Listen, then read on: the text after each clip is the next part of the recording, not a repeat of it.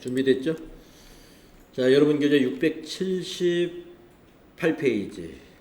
오늘은 TAT 2급 제28의 실무 수행 문제를 같이 풀어보도록 하겠습니다.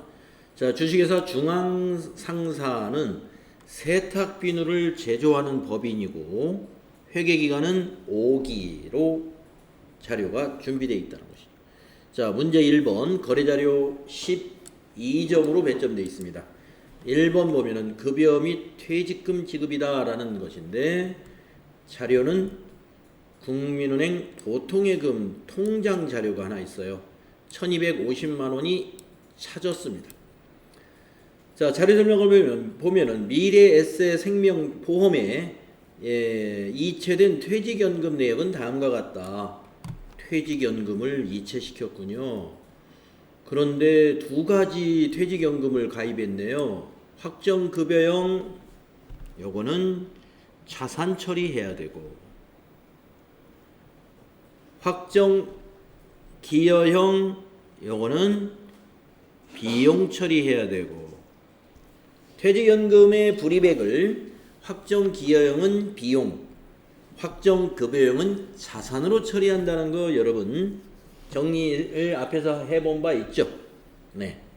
자, 그러면 4월 10일 거래를 이렇게 입력을 해야 되겠네요. 일반전표 실행해가지고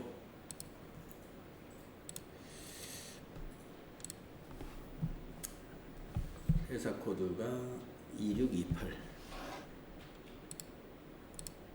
프로그램을 제가 실행이 안 돼 있군요.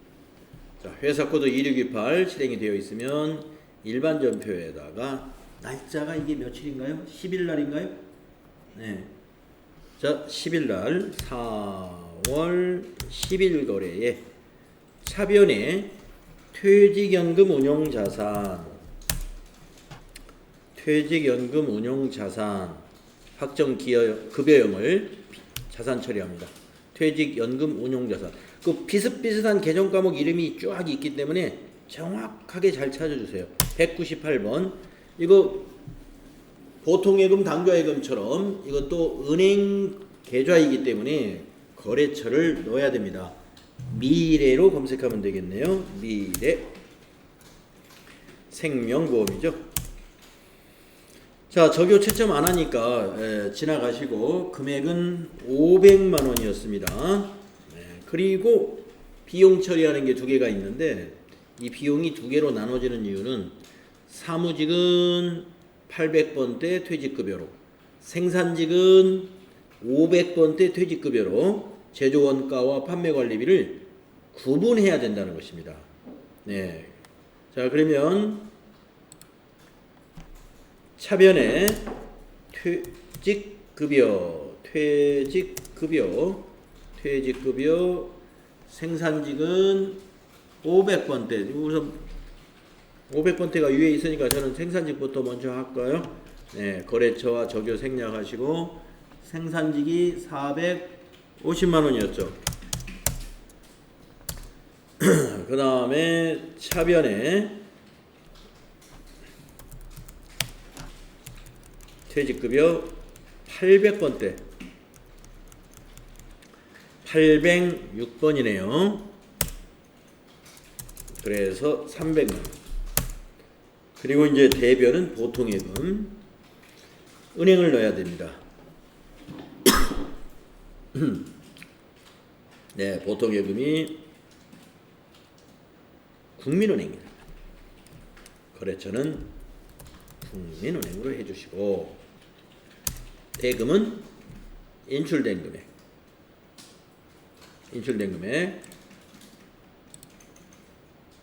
1250만 원이 되겠습니다.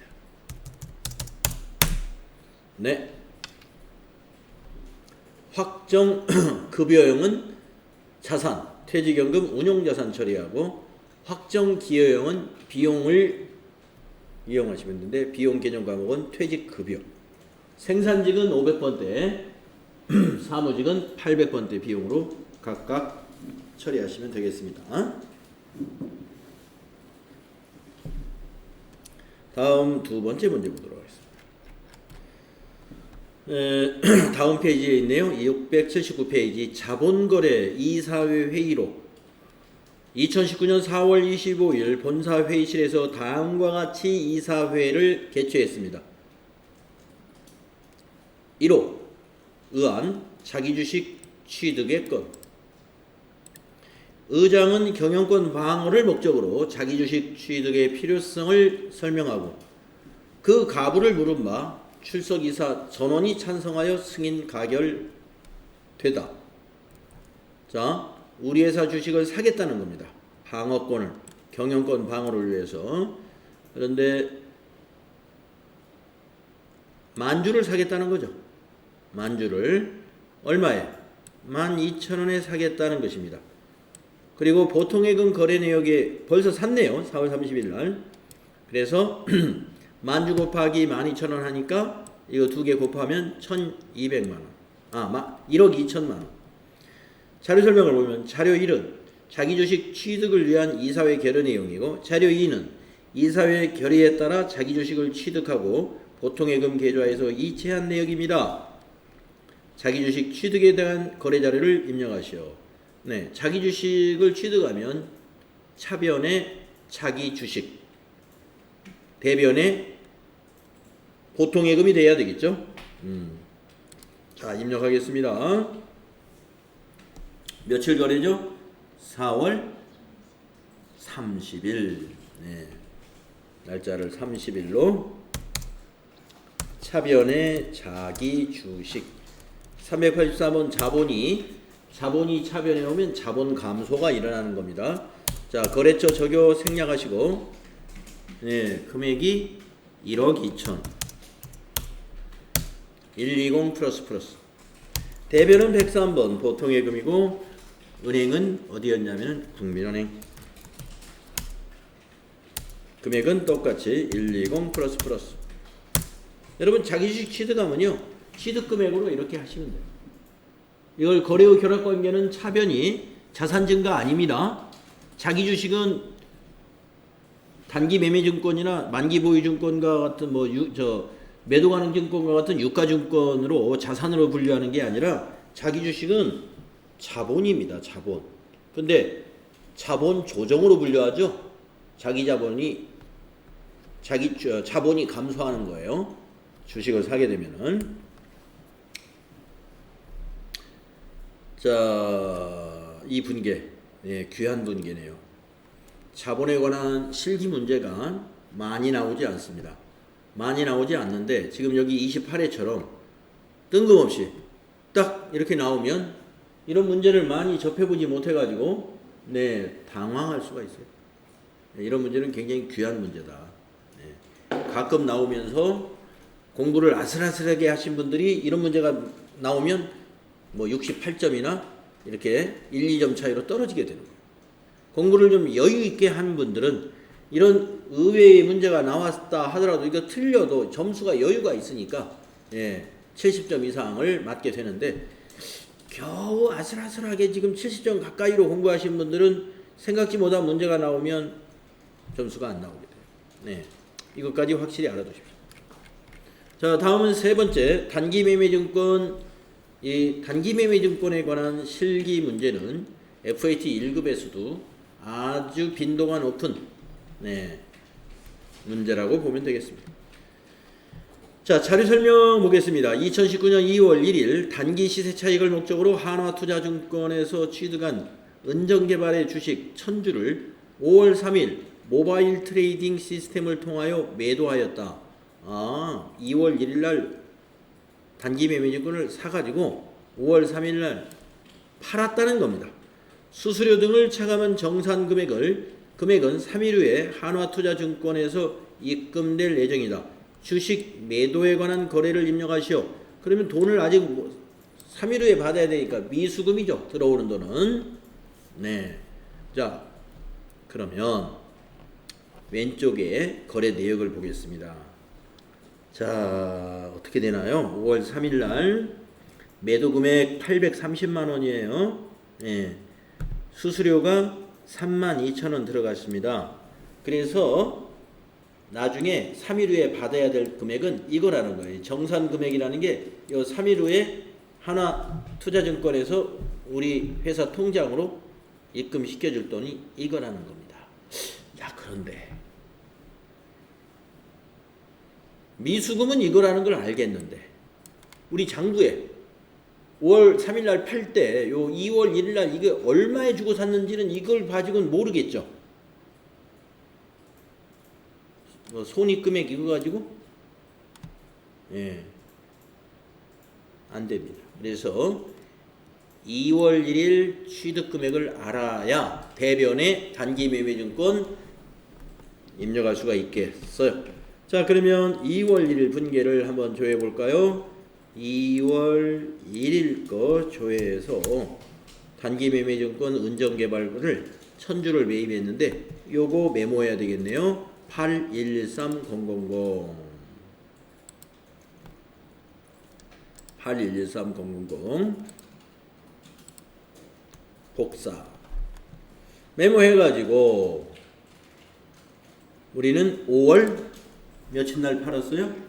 5월 3일 날 팔았죠? 이제 5월 3일에다가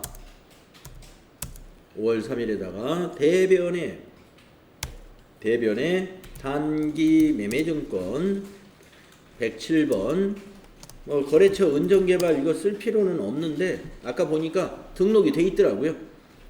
그 2월 1일에 매입했을 때도 은정개발이라고 그 코드 등록을 해놨더라고요. 우리도 해줍시다. 자, 적용은 생략하고 아까 그 메모한 금액 8,113000. 자, 그리고 차변에 미수금이 얼마냐 이거죠. 미수금. 자, 거래처는 어디서 들어올 거예요? 미수금이 한화투자증권에서 들어온다고 그랬죠? 한화 98,002번 얼마가 들어오는지 거기 증빙에 나와 있죠. 8268000 되겠습니다. 그래서 여기다 8268 플러스 그럼 나머지는 어떻게 됐다는 거예요? 155,500,000원이 대변에다 입력을 해줘야 되는데 우리가 대변에 입력을 한다는 것은 이익이 발생했다는 것이죠. 그래서 단기 매매증권을 처분했기 때문에 대변에 단기 매매증권 처분 이익을 찾아라. 단기 매매증권 처분 이익도 개정 과목 이름이 비슷한 것이 위아래 쫙 있기 때문에 꼼꼼하게 찾아야 됩니다. 906번입니다. 906번. 그래서 방향키로 가가지고 밑에 있는 빨간 글씨 숫자 15 플러스 해주십니다. 이 거래를 분석해 보면요. 원래 830에 매도한 겁니다. 830에 얼마짜리를 우리가 살 때는 811만 3천원에 산 거예요. 그런데 이것을 원래 판 거는 요 금액 830에 팔았는데 32,000원이 수수료가 들어간 거예요. 수수료 분계는 별도로 개정 과목을 분류하지 않고 어디에서 반영을 하느냐면은 바로 여기 여기 있잖아요. 여기 처분이익에서 32,000원이 빠져 있는 거예요. 그래서 원래는 이익이 수수료가 없었다면 187,000원입니다. 187,000원인데 수수료 때문에 32,000원이 이익에서 차감되어 가지고 155,500,000원입니다. 여러분 단기 매매증권의 그 거래 수수료 같은 경우는 처분 시에는 수수료를 분계하지 않죠. 이익에서 차감하고 손실에는 가산하죠. 그런데 취득할 때는 어떻게 해요? 단기의 비용 처리하죠. 수수료 비용이라는 걸로 영업의 비용 900번대로 잘 기억해 주세요. 자, 단기 매매증권은 취득에 관해서도 문제가 잘 나오고 지금처럼 처분에 관해서도 FAT 1급, TAT 2급 가릴 것 없이 출제 빈도가 높은 내용입니다. 다음 4번 문제 보겠습니다. 3만원 초과 거래자료에 대한 경비 등 송금 명세서 작성. 우리가 경비 등 송금 명세서를 작성하면 그 미수치 적격증빙 미수치 가산세를 면제받을 수가 있죠. 자 보니까 신속 화물차네요. 운송료 20만 원을 적격증빙이 아닌 영수증으로 증빙을 받았습니다. 예. 그리고 20만 원을 보통 예금에서 현금으로 안 주고 운전기사가 아니네요. 화물회사에다가 신속 화물에다가 입금을 시켰어요. 입금을. 자, 원재료를 매입하면서 당사 부담의 운반비를 신속 화물에 이체하여 지급하였다. 거래자료 입력하고 경비 등 송금 명세서 작성해라. 이거 주의할 것이 뭐냐? 이 운반비가 아니에요. 왜냐? 매입 시 운반비는 뭐죠?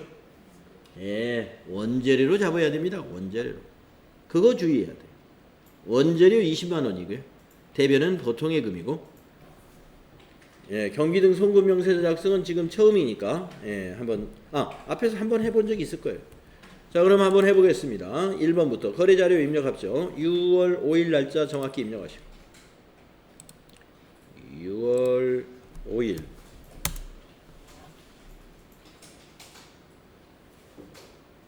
입력하시고 차변의 원재료 153번이죠. 20만. 대변은 보통예금. 은행이 어딘가요? 네, 국민은행.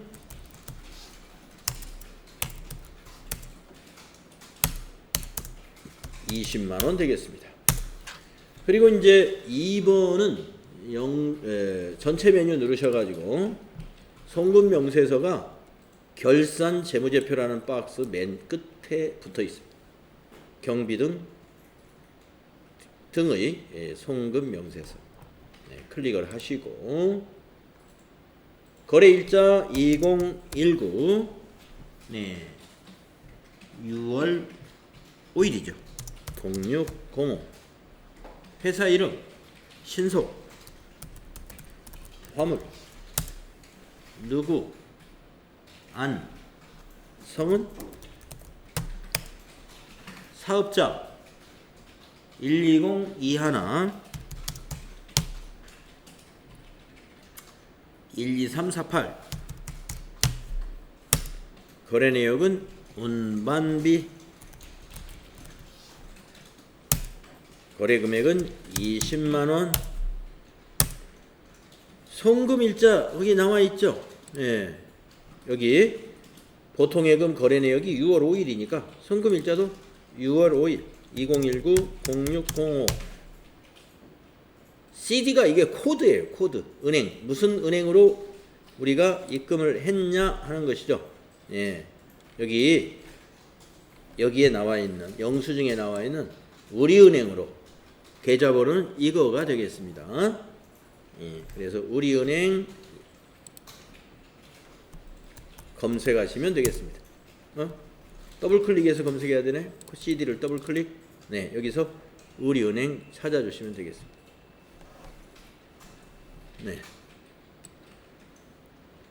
우리은행이 우리 엔터 치시고 찾아주시고 계좌번호 거기 나와 있는 계좌번호가 있죠. 그래서 123 다시 이건 하이폰까지 입력을 해야 돼요. 124567 다시 800 되겠습니다. 계정 과목도 이게 원재료였기 때문에 계정 과목 생략을 해야 되겠네요. 입력이 안 되네요. 이렇게 입력을 하고 이것도 저장하기 위해 있습니다. 저장하기 눌러서 하시겠습니까? 예. 확인해서 닫아 주셔야 됩니다.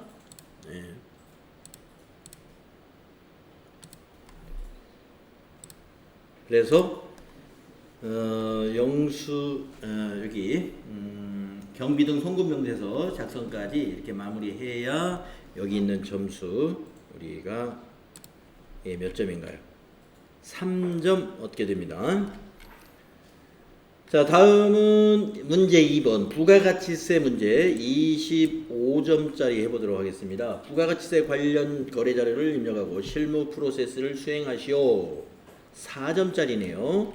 내국 신용장에 의해 제품을 공급하고 발급한 거래명세서이며 6월 10일 수령한 계약금을 차감한 잔액은 다음 달 말일에 받기로 했습니다. 그러면 6월 10일 날 계약금을 얼마 받았는지를 조회 먼저 해봐야 되겠고 나머지는 외상 매출금으로 하면 되겠습니다. 거래 명세서에 의해 전표를 입력하고 복수거래를 이용할 것. 전자세금변화 발행 및 내역관리를 통해서 발급 전송하시오 그랬습니다. 우리가 FAT 1급은 영세율 세금기단서 발급에 관한 것은 시험에 안 나오지만 TAT 2급에서는 가끔 이렇게 내국 신용장에 의한 세금기관서 발급 전송 문제가 나옵니다. 유형을 12번 영세 매출로 입력을 해야 될 것이다. 자, 메인 매출 전표 실행을 하겠습니다. 자, 메인 매출 전표 날짜부터 정확하게 입력합니다. 6월 그런데 6월 12일 가기 전에 일반 전표에서 우리가 아까 확인해 볼 게 있다고 그랬죠? 6월 10일 날 일반 전표를 봐야 되겠습니다. 일반 전표에 가셔서 6월 10일 거를 조회했더니 선수금으로 420만원 선옥 유통. 오늘은 대변에 있던 것을 차변으로 보내야죠. 선수금. 잠시 후에 분계할 때 요거 참고로 해야 되니까 요 선수금 차변에 420만원 입력해야 된다는 거 기억해 두시고 다시 메모해 두시고 메인 매출 전표에 가겠습니다. 자, 날짜는 6월 12일. 유형은 12번 영세. 품명은 복수거래 키를 이용해 가지고 복수거래 키를 이용해서 여기 있는 일반 세탁비누 3,000개 만원.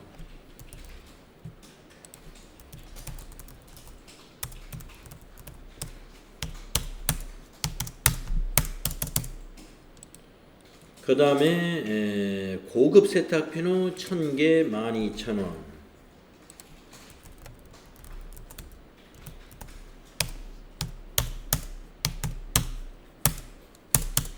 그리고 확인. 부가세는 없죠. 거래처는 어디로 보냈냐면 선옥 유통. 전자세금란은 비워두어야 우리가 발급 전송할 때 발행으로 뜨겠죠. 0번. 분계는 혼합 분계. 제품 매출 그대로 두시고 아래로 내려와서 차변에 아까 메모했던 선수금 259번 선수금입니다. 선급금이 아니에요. 우리가 받은 거니까. 금액은 아까 메모했던 420만원 4200 플러스. 거래처는 선호유통 맞고 나머지는 외상이니까 차변에 108번 외상 매출금은 밑에 빨간 글씨로 보이죠? 3,780만원. 탭키 눌러서 외상 매출금의 거래처는 선호유통 맞는지 보시고 차변 대변이 4,200으로 딱 떨어지면 맞겠습니다.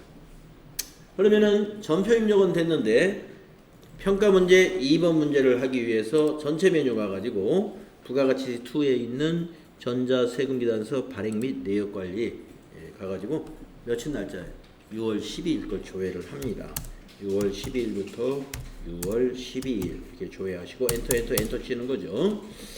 앞에 체크박스를 체크해 주신 다음에 전자발행 눌러주세요. 그리고 확인 눌러주시고 발행 한번 눌러주시고 확인 내서 마치시고 전송하러 갑니다. 아카데미 전자세금기관서 로그인 누르시고 미전송 체크하고 매출 조회 누르고 발행해 주시고 확인하시면 닫아 주시고 또 한번 닫은 다음에 여기에서 조회 눌러 주시 가지고 아니다 닫고 여기서 조회죠. 조회 눌러서 여기에 전자 발행이 이렇게 뜨면 되겠다. 4점짜리 문제였습니다.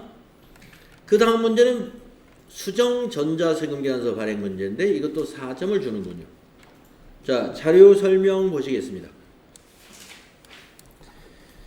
주식회사 해빈 화장품에 제품을 공급하고 전자세금계산서를 거래일에 발급 전송하였습니다. 6월 18일 당초의 공급가액에 대하여 3% 매출 애누리를 확정하고 외상대금과 상계처리하였답니다. 수정사유를 선택하여 공급가액 변동에 따른 수정사유가 공급가액 변동이네요.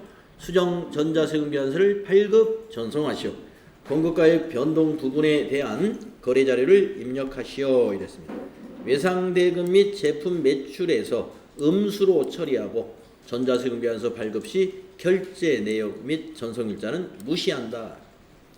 자, 이걸 6월 18일 건인데 6월 15일 건을 가지고 수정 전자세금계산서를 발급해야 됩니다. 그러면 6월 15일을 조회하신다. 네, 900만 원짜리 보입니다. 여기 체크하시고 위에서 수정세금계산서 수정사유를 클릭을 해서 이거는 공급가격 변동이라고 아주 친절히 알려줬어요. 클릭하시고 밑에서 확인을 누릅니다. 날짜의 커서가 머무는데 공급가격 변동은 당초 날짜인지 아니면 변동 사유가 발생한 날짜인지 잊어버렸어요. 그러면 참고사항을 눌러서 공급가격 변동에 대한 설명을 보셔라 이거예요. 예, 작성월일은 변동 사유 발생일이다 라고 참고 내용 확인하시고 여기서 6월 15일이 아니라 며칠 날? 네, 18일 날로 고치셔야 된다. 그리고 비누에서 엔터 쳐서 복사하는데 수량과 단가는 그냥 지나가세요. 왜냐? 공급가액에서 몇 %라고 돼 있으니까 공급가액에서 그거를 빼주면 돼요. 마이너스로. 그러면 계산기를 이용해서 먼저 계산을 한번 해볼까요? 얼마냐면은 공급가액의 3%라고 그랬습니다. 그러면 공급가액이 900만 원이니까 900만 원 곱하기 3% 두들겼더니 27만 원. 27만 원을 음수로 입력한다. 이 말이 있죠. 여기다가 마이너스 27만 원. 그러면 세금도 마이너스 27,000원, 합계도 마이너스 29만 7천 원. 그런 다음에 아래에서 뭐를 눌러요? 확인 누릅니다. 그리고 확인 눌러주시고 날짜를 고쳐서 6월 18일로 가야 됩니다. 왜? 이거 전송해야 되니까 27만원짜리 마이너스 27만원짜리 보이죠? 체크하시고 아니 여기서 체크할 필요 없죠. 체크하는 게 아니지. 전체 메뉴에 가서 전자세금계산서 발행 및 내역관리로 가야죠. 날짜 입력합니다. 네. 6월 18일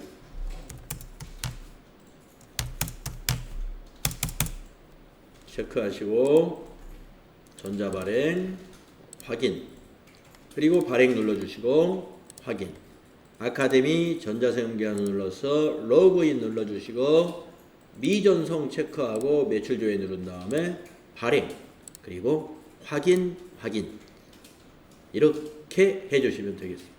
그리고 닫고 네. 닫고 여기 와서 조회 해주시면 전자세금란에 전자발행하고 나타나게 되겠습니다.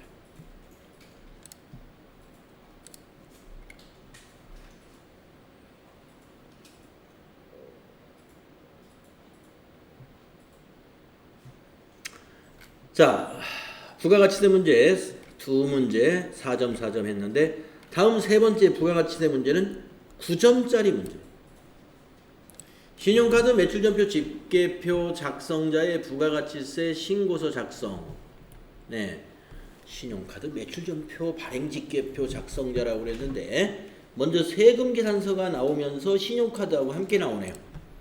자, 전자세금계산서 네, 합계금액이 1375만원짜리가 하나 있고 그 밑에 바로 이어서 매출전표 1375만원짜리가 있습니다. 이게 뭐냐면은 세금계산서를 발행했는데 결제는 카드로 한 경우예요.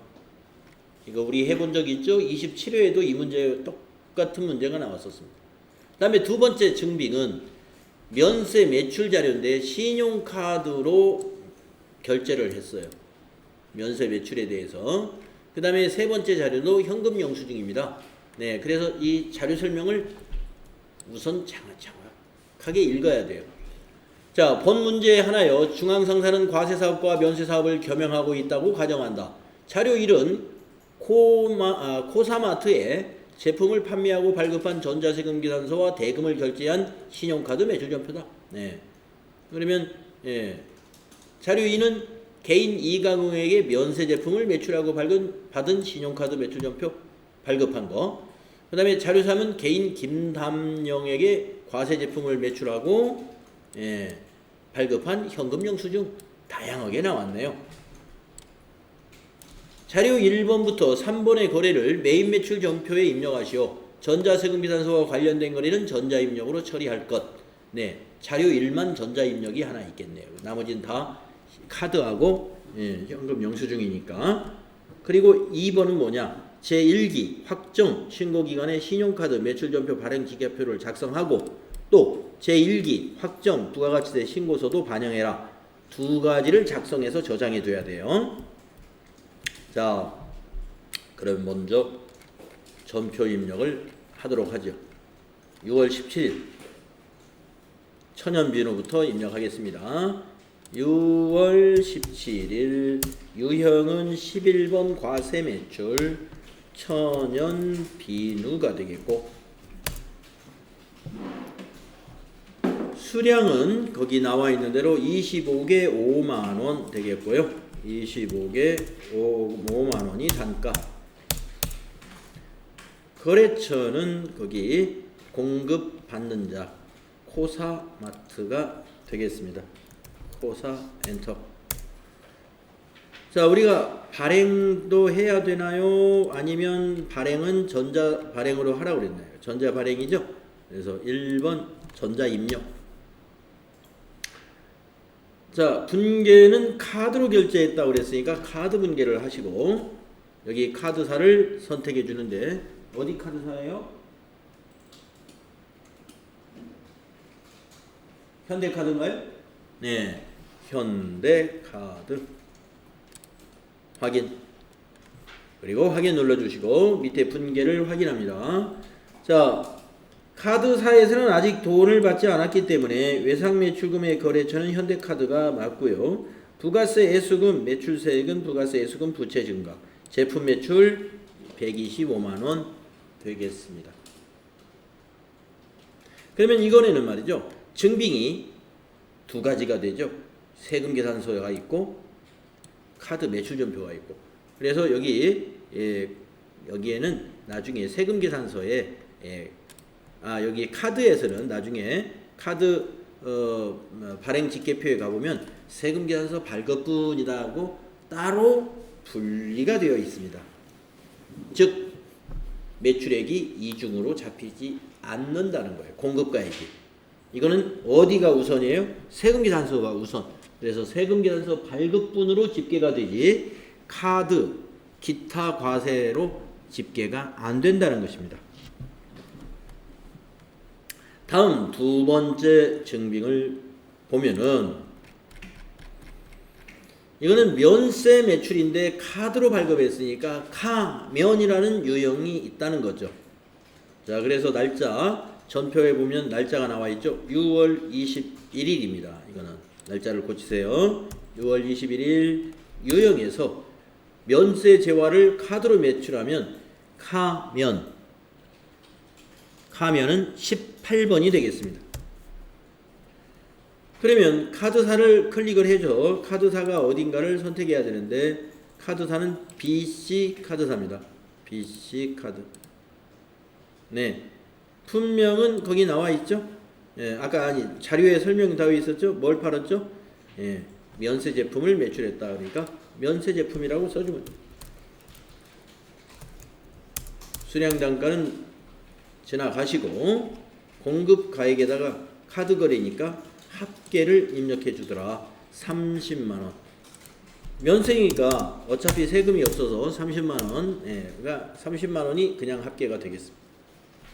거래처는 어디다가 했느냐 하는 것이죠. 그래서 거래처가 개인 이강우죠. 이강우가 거래처가 된다는 거. 자료 설명에 있는 이강우. 자, 카드니까 전자세금 나는 방향키로 지나가시고 분계는 4번 카드 분계하시면 외상매출금 BC카드 대변의 제품 매출 30만원. 네, 이대로 두시면 되겠습니다. 또 하나. 세 번째 자료는 현금 영수증이었습니다. 그래서 과세 제품을 현금으로 김담영에게 매출했죠. 자, 그러면 날짜부터 확인합니다.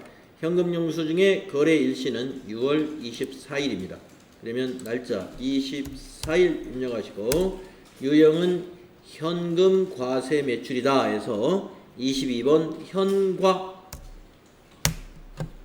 22번 현과 네, 품명은 제품이라고 하면 되겠죠.